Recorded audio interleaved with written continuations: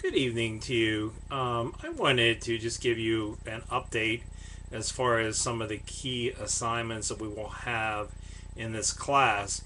Obviously, in an 8 week class, you really have to be organized and you have to have a plan of attack in place to get this class completed.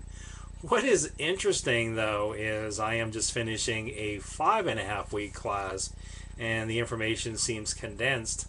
At CCAC, they have a 1 week winter session class. The class lasts 45 hours over 5 days, so about 9 hours a day of instruction. I don't know how they do it. I don't know how they have that all crunched in.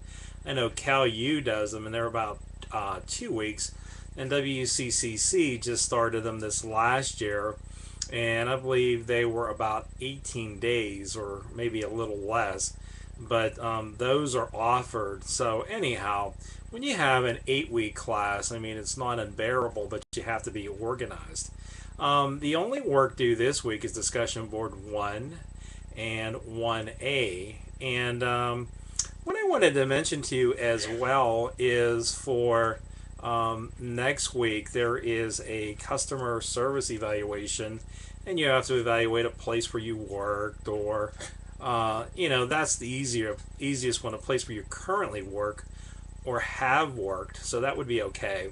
Or if you have not worked anywhere, then obviously you can write about a place where you get exceptionally good service or you've gotten exceptionally bad service.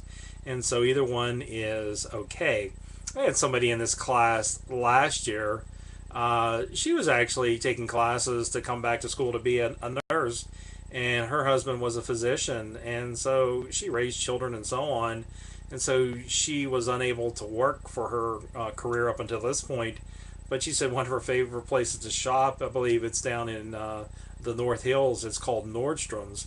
It's a really high-end sort of exclusive store, and she wrote about that, and she wrote about the great service, and I would imagine they would provide really wonderful service. But I would prefer that you would look at a place and evaluate their service and use 4 points of criteria, and you can look at how well they serve the customers or how well they meet the needs of the employees, or both. It's up to you. And then also too, there is a quiz to do. It's not time consuming, it's an open book, but you can work on that for next Friday the 24th. One thing that I was going to tell you, and I'll also send this to you in an email. If you bought a new copy of the book and you want to use the My Tech Com Lab that comes with the book, there's a join code that they'll ask you for, and the join code, you can write this down, it's 971373. So you would just go into, if you have that little card in your book, you would go into My Tech Com Lab, and then you would have to set up an account. But there is a card in your book that you could open up, and then you could just register. And then, like I said, you create an account, and then you have to create a login and the password and all of that. And then they'll ask you, where your school is located. And obviously, we're in Youngwood, PA, 15697. And then when they ask you for this join code, that's what you do. And it's the only thing with this is it's the same as our book, but it's an electronic version. And so, like, if you were doing this quiz, it might be easier to search through these chapters electronically. You could use the find area. You could get Control F and find information a little bit easier. They also have sample documents. They have a research section, a writing section to tell you as far as how to write more effectively. So it's pretty decent overall. So I wanted to mention that. The main assignments we have left to do in this class, or that'll require some time, is there's a summary assignment where you have to pick a document, an article like from a trade publication or a journal, and you have to write. It's a 3 to 5 page article, and you have to write a summary of about 1,000 words, and then you do a summary of about 300 words, a shorter summary, and then you do sort of a visual outline or a visual organizer, and that looks like that you have the main idea in the middle, and then you have 4 topics that branch out, and then from those you have 4 subtopics. There's an example in that red assignment booklet. You can take a look at it, but that's what it is. It's just presenting the same information in 3 different ways, which, believe me, is invaluable. Some people want all the details. Some people, such as your boss, may only want the most condensed version. And then some people who are non-experts want a visual overview, visual outline. And so you need to do that. You need to sometimes shift gears. That's the thing with technical communication, is you're going to write different parts of a particular document for different readers. In one part of a document you write a report, it might be for people that are technicians. Another part might be for people that are managers. Another part might be people from the information technology department.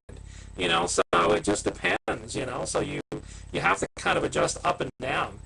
Now, we are going to do our own written instructions for this class, and what those are essentially you have to write about 4 to 5 pages with at least 4 to 5 visuals explaining your own instructions on how to do something. So when you choose something at the medium level of difficulty or higher.